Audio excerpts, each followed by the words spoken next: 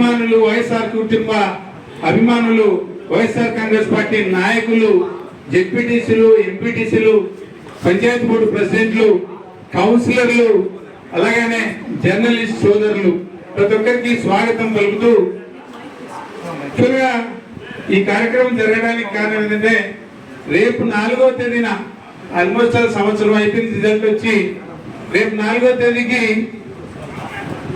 సంవత్సరమైన సందర్భంలో ఈ government, Telugu Desam government మనకు చేసిన మోసాన్ని ఎండగడుతూ, నీ బతికే మీ అలవాటే వెన్నుపోటు కాబట్టి ప్రజలను కూడా వెన్నుపోటు పడిచావు, పార్టీని చేతికించుకునే దానికోసం రామారావు గారికి ఎలా వెన్నుపోటు పడిచావో అలానే ఈరోజు రాజ్యాధికారం చేతికించుకునే దానికోసం ప్రజలకు మోసం చేసి సూపర్ 6 పథకాలను పెట్టి ప్రజలకు మోసం చేసి ఈ రోజు ప్రజలకి ఏమీ చెందడం లేదు, నువ్వు చెప్పిన మాట ఏది నిలబెట్టుకోలేదనే దానికి నిరసనగా ఆ రోజును వెన్నుపోటు దినంగా, విద్రోహ దినంగా చిత్రీకరిస్తూ కలెక్టర్ గారి దగ్గరికి వెళ్ళి మనం అన్ని 7 నియోజకవర్గాల నుండి, ఈ జిల్లాలో ఉన్న 7 నియోజకవర్గాల నుండి మనము పుట్టపర్తికి వెళ్ళి కలెక్టర్ గారికి వినతి పత్రం ఇచ్చే కార్యక్రమం.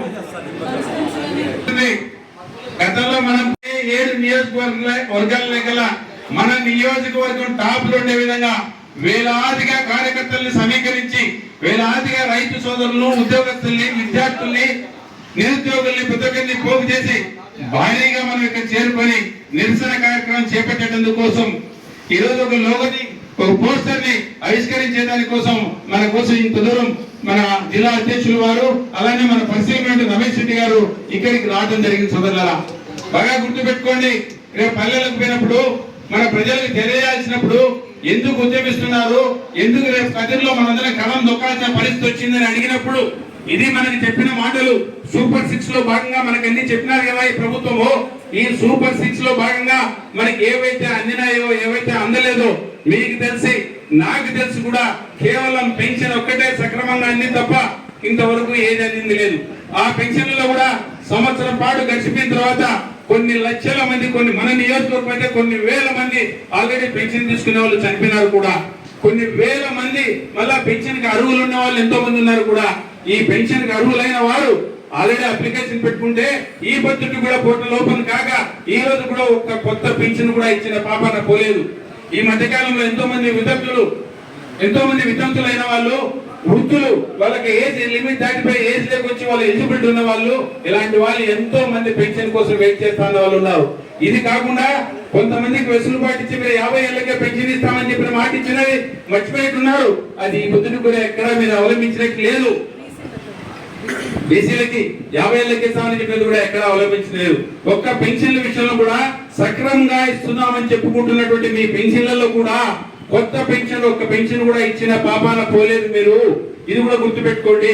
ఇంకా ఉచిత బస్సులు అంటావా, లేకపోతే ఎంతమంది ఆడబిడ్డలు ఉంటే అంతమందికి నెల 1500, సంవత్సరానికి 18,000 ఇస్తామని చెప్పినా మీరు ఏ ఒక్క హామీని, రాష్ట్ర విద్యార్థులు, తల్లిదండ్రులు, మంది పిల్లలు ఉంటే అంతమందికి తల్లికి దీవెన వస్తుంది. ఈ తల్లి దీవులతో ఒక స్కూల్లో చదివించుకున్నా కూడా ఇంకోటి ప్రైవేట్ స్కూల్లో చదివించుకోవచ్చు, మంచి విద్యను అందించాలనే ఉద్దేశంతో చేర్పిస్తే ఈ పొద్దు ఎక్కడే కానీ అమ్మఒడి ఇవ్వకుండా వాళ్ళందరినీ కూలికి, నాలికి ఎక్కడికి సరిపోయే పరిస్థితి తీసుకొచ్చిన రోజున ప్రజలు మీరు ఒక మారు పల్లెల్లోకి వెళ్ళి మీ పోలీసు వ్యవస్థను వెనకాల పెట్టుకోకుండా, మీ రెవెన్యూ వ్యవస్థను వెనకాల పెట్టుకోకుండా నాయకులు మీరు పల్లెల్లోకి వెళ్ళి ప్రజల దగ్గరికి పోయి మనసు విప్పి మీరు ఎప్పుడైతే మీ పార్టీ కార్యకర్తలతోనే మీరు మాట్లాడండి, అప్పుడు అర్థమవుతుంది మీ కార్యకర్తలు ఏం చెప్తారో. మీడియా వాళ్ళని పక్కన పెట్టండి, కెమెరాలు ఆఫ్ చేయండి, మీ కార్యకర్తలతో మీరే కూర్చోండి. తెలుగుదేశం నాయకులారా, కూర్చొని మన బాధలు ఏందని అడగండి. మీరు చెప్పిన మాటలు ఏంది, ఏమి తీర్చలేకపోయినారు, ప్రజలు ఏమని అనుకుంటున్నారు పల్లెల్లోని ఒక మాట గ్రహిస్తే మీరు వాళ్ళు చెప్పిన మాటలు కానీ మీరు వింటే నెలల పాటు మీకు నిద్ర రాని రాత్రులు ఉంటాయి. మీకు గుర్తుపెట్టుకోండి. కారణం ఏంటంటే చెప్పరాని అబద్ధాలు చెప్పి ఎన్నెన్నో చెప్పి ప్రజలకి ఏ ఒక్కటి తెచ్చుకోకుండా మోసం చేసి సంవత్సరం గడిచిపోయినా కూడా ఈ రోజుకి నువ్వు తల్లికి దీవెన ఇవ్వాలనుకున్నా కూడా, ఒకవేళ నువ్వు టెన్షన్ గా 3 ఇచ్చినా కూడా కేవలం 3 విడతలు ఇవ్వగలుగుతావు కానీ 5 విడతలు ఇచ్చే పరిస్థితి ఎక్కడా లేదు కూడా.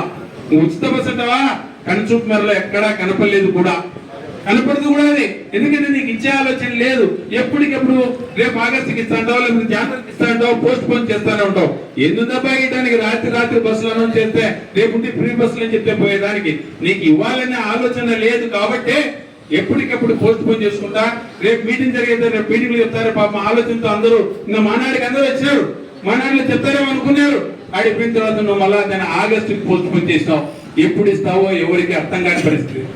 దీంట్లో ఒకటి గుర్తుపెట్టుకోండి సోదరులారా, వాళ్ళు చెప్పిన మాటలు ఎక్కడ ప్రజలు మళ్ళీ పదే పదే గుర్తు చేసుకుంటూ ఉంటారో ఆ గుర్తు చేసుకోకుండా ఉండేటందుకోసం వీళ్ళు కువెత్తులు పని డైవర్షన్ పాలిటిక్స్ పెట్టి ఎక్కడికక్కడ నాయకుల్ని పట్టుకొని అరెస్ట్ చేస్తూ దొంగ కేసులు పెడుతూ నిర్బంధిస్తూ స్టేషన్లో నిర్బంధిస్తూ ఉక్కు పాదంతో ప్రజలు తొక్కే కార్యక్రమం.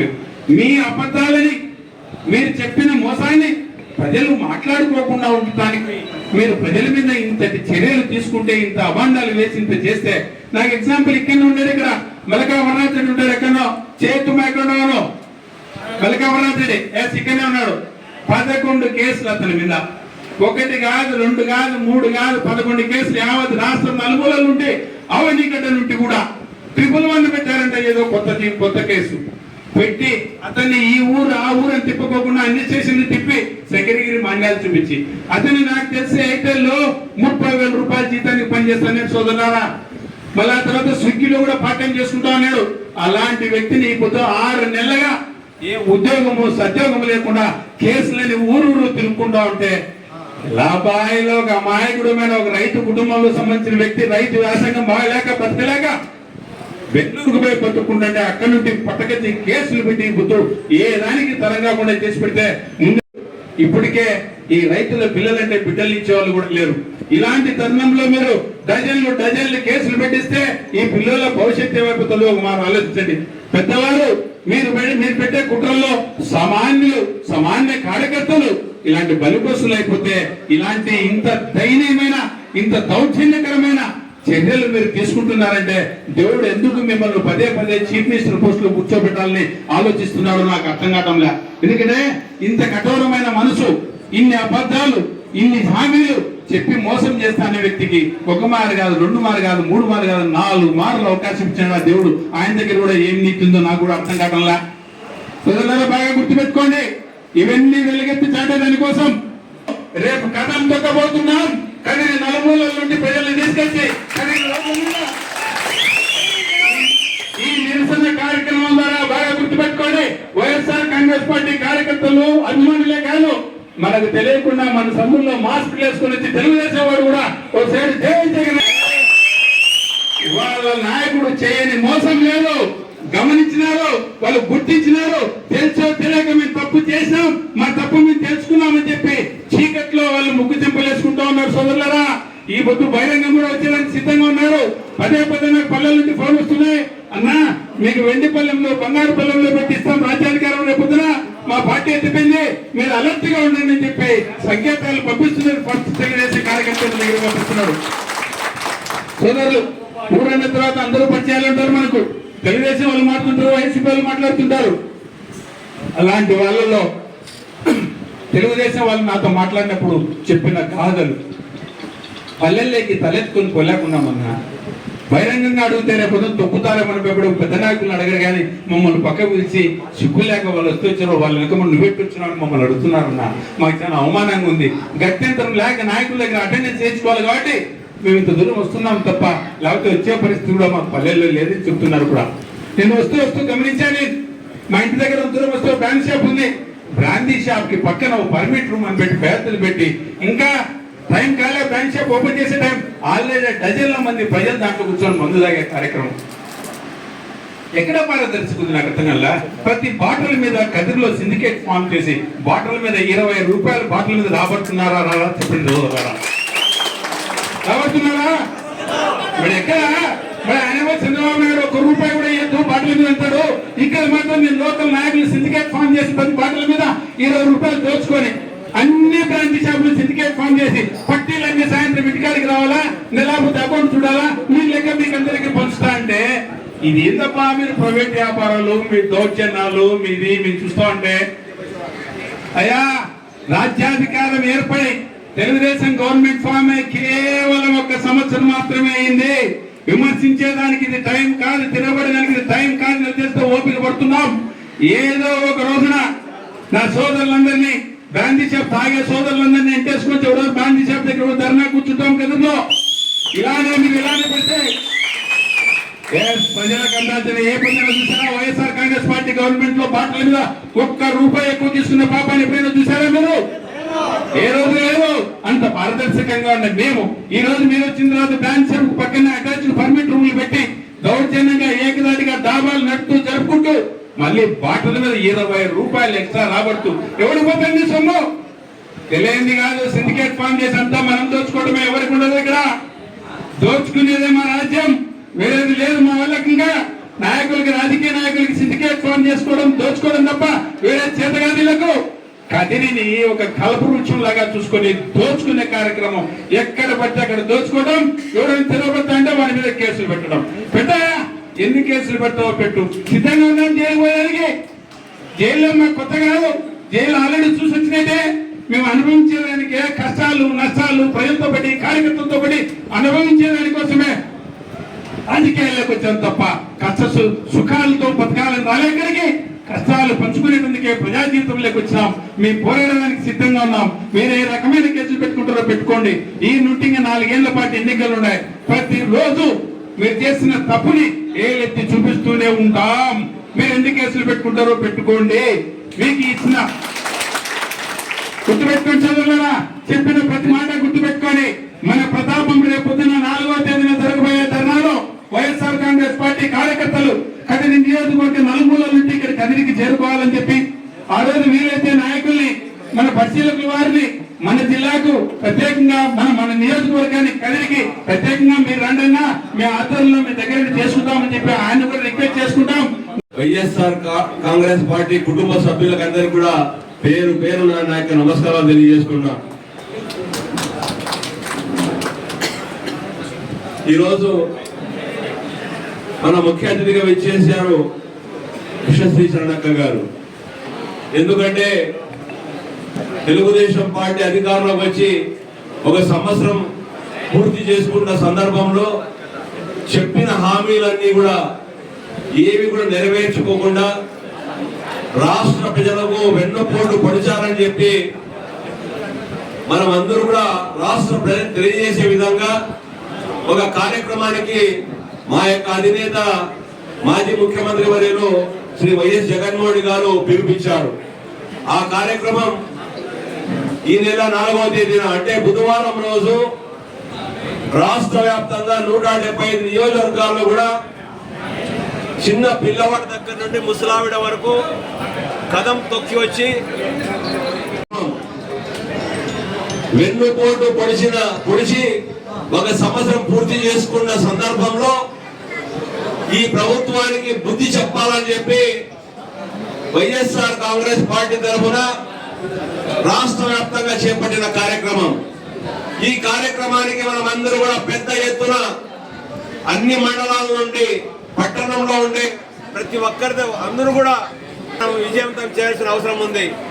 ఎందుకంటే ఈరోజు ఈ రాష్ట్రంలో పరిస్థితి ఏ విధంగా ఉందో మనం అందరూ చూస్తున్నాం. చెప్పిన హామీలు ఏ విధంగా నెరవేర్చలేకపోయారో, ఏ విధంగా ప్రజలకు మోసం చేశారో ప్రజలకు అందరూ కూడా గమనిస్తున్నారు. కాబట్టి ఈ సందర్భంగా మనం అందరూ కూడా ఒకటే ఆలోచన చేయాలి. బుద్ధి చెప్పే విధంగా ఈ ప్రభుత్వం దిగి వచ్చే విధంగా ఏ విధంగా నిరసన తెలియజేసి ఇచ్చిన హామీలు నెరవేర్చే విధంగా ఏ విధంగా పోరాటం చేయాలో ఆ పోరాటం అనేది వైఎస్ఆర్సీపీ ఆధ్వర్యంలో జగన్మోహన్ రెడ్డి గారి నాయకత్వంలో మనం అందరూ కూడా పనిచేసి ఈ ప్రభుత్వానికి బుద్ధి చెప్దాం. చెప్పిన హామీలు నెరవేర్చే వరకు కూడా పోరాటం కొనసాగిస్తాం. దీంట్లో ఎలాంటి అనుమానం లేదు. ఈ ప్రభుత్వం దిగి రాక తప్పదు. ఏదైతే సూపర్ 6 అన్నారో, సూపర్ 7 అన్నారో దీంట్లో ఏ హామీలు కూడా నెరవేర్చుకోకుండా ప్రజలకు మోసం చేసి మభ్యపెట్టి ఈరోజు ఇస్తాం, రేపు ఇస్తాం, ఆగస్టు 15 ఇస్తాం, జూలై ఇస్తామని చెప్పి మాయ మాటలు చెప్పుకుంటూ 1 సంవత్సరం పూర్తిగా గడిపేశారు. ఇంకా రాబోయే సంవత్సరంలో అదే విధంగా గడిపేదానికి ప్రయత్నం చేస్తున్నారు. కాబట్టి ఈ ప్రభుత్వం చెప్పిన హామీలు నెరవేర్చే వరకు కూడా మేము పోరాటం కొనసాగించి ప్రజలకు గతంలో ఏ విధంగా పథకాలు అందుతున్నాయో అమ్మఒడి దగ్గర నుండి, రైతు భరోసా దగ్గర నుండి పెన్షన్లు ఏదైతే ఉన్నాయో గతంలో ఇచ్చిన పెన్షన్లు కాకుండా కొత్త పెన్షన్లు ఇచ్చే విధంగా కానీ, అదేవిధంగా ప్రతి ఒక్క మహిళకు 15,000 రూపాయలు ఇస్తామనే హామీ కానీ, బీసీలకు 50 సంవత్సరాలకే పెన్షన్ ఇస్తామనే విధానాన్ని కానీ ఇవన్నీ కూడా నిలదీసి ప్రభుత్వం ఏదైతే మాట చెప్పిందో ఆ మాటని కట్టుబడి అన్ని హామీలు నెరవేర్చి అన్ని పథకాలు రాష్ట్ర ప్రజలకు ఇప్పించే వరకు మనం కలిసికట్టుగా పోరాటం చేస్తాం. కదిరిలో కూడా బుధవారం రోజు 10 గంటలకు రాష్ట్ర జిల్లా కాదు మనం నియోజకవర్గంలోనే ఈ కార్యక్రమం చేపడుతున్నాం. కాబట్టి ఈ Congress party YSR Congress party office దగ్గరికి కదిరి ప్రజలందరూ కూడా నియోజకవర్గ మండలాల్లో ఉండే నాయకులందరూ కూడా ఇక్కడికి వచ్చి ఇక్కడ నుండి పెద్ద ఎత్తున ర్యాలీగా పోయి ధర్నా చేసి ప్రభుత్వం దిగి వచ్చే వరకు కూడా ఈ కార్యక్రమం చేపడతాం. కానీ ఈ కార్యక్రమానికి సమన్వయకర్త మక్బూల్ గారు హజ్ యాత్రకు పోయి ఉన్నారు కాబట్టి ఆ కార్యక్రమానికి రాలేకపోవచ్చు. కాబట్టి మనమందరూ కూడా ఈ కార్యక్రమాన్ని దిగ్విజయంగా విజయవంతంగా మనమందరూ కలిసి సమిష్టిగా ఈ కార్యక్రమాన్ని విజయవంతం చేయాలని చెప్పి చేస్తారని చెప్పి మనస్ఫూర్తిగా తెలియజేసుకుంటూ నాకు ఈ అవకాశం ఇచ్చిన మీ అందరూ కూడా పేరున ధన్యవాదాలు తెలియజేసుకుంటూ సెలవు తీసుకున్నాను. 1,27,000 కోట్లు ఈ సూపర్ 6 హామీలు కానీ మిగతా హామీలలో చంద్రబాబు నాయుడు బాకీ ఉన్నాడు. 1,27,000 కోట్లలో ఒక పెన్షన్ తప్పితే ఏదో కూడా అమలు పరచాల అన్ని అబద్ధాలతో కార్యక్రమాన్ని ముందరకు తీసుకుని పోయినాడు.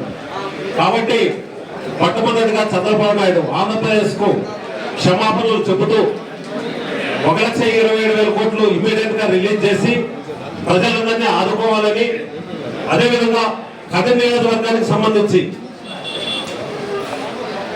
ఎన్నో రకాల నారాచకాలు అంటే దాదాపు మన కదిరి నియోజకవర్గంలో కుర్లి శివారెడ్డితో అరెస్టులు జైలు పంపించడం స్టార్ట్ చేస్తే లాస్ట్ కొక్కటి సీనా వరకు అరెస్టులు జరుగుతూనే ఉన్నాయి. మరి వీటన్నిటికీ మనం ఒకటే ఆలోచన చేస్తాం. అందరం కూడా వైఎస్ఆర్ కాంగ్రెస్ పెట్టి ఒక పిలుపునిస్తేనే ప్రిపరేషన్ మీటింగ్ అయితే ఇంతమంది వచ్చారు మీరంతా.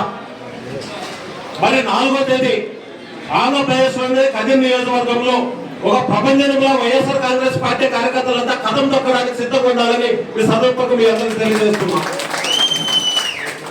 మీ అందరికీ నేను ఒకటే తెలియజేస్తున్నా, ఈ రోజు కార్యకర్తలు ఎన్నో ఇబ్బందులు పడినారు, ఎన్నో కష్టాలు పడినారు. నిజంగానే నాకు ఒక 2 months కింద నేను ఒక 25 లక్షల రూపాయల కార్యకర్తల కోసం ఏదైనా జైలు పోతే లేదంటే బెయిల్ కోసం నేను ఇస్తానని చెబితే నిజంగానే నాకు ఆశ్చర్యం ఉంది. ఈ 2 నెలల్లోనే దాదాపు 12 మందికి వాళ్ళకి కావాల్సిన అవసరాలు ఇవ్వడం జరిగిందంటే నిజంగా కార్యకర్తలు ఎంత ఇబ్బందిగా ఉన్నారు. ప్లస్ ఇలాంటి భరోసా కల్పించడం వల్ల కార్యకర్త ఎంత మనధైర్యాన్ని పొందుతారనే దాన్ని స్వయంగా నా ఎక్స్పీరియన్స్ చూస్తున్నాననే సందర్భంగా మీకు తెలియజేస్తున్నా. జరగబోయే రోజుల్లో కార్యకర్త కోసం ఏ ధైర్యాన్ని సిద్ధం, జగన్మోహన్ రెడ్డి గారు ముఖ్యమంత్రి కావాలనే ఏకైక లక్ష్యంతో మనం అందరం పనిచేయాలనే సందర్భంగా మీకు తెలియజేస్తూ నాకు ఈ అవకాశం ఇచ్చిన మీ అందరూ కూడా మరొకసారి ధన్యవాదాలు, నమస్కారాలు తెలియజేస్తున్నాం.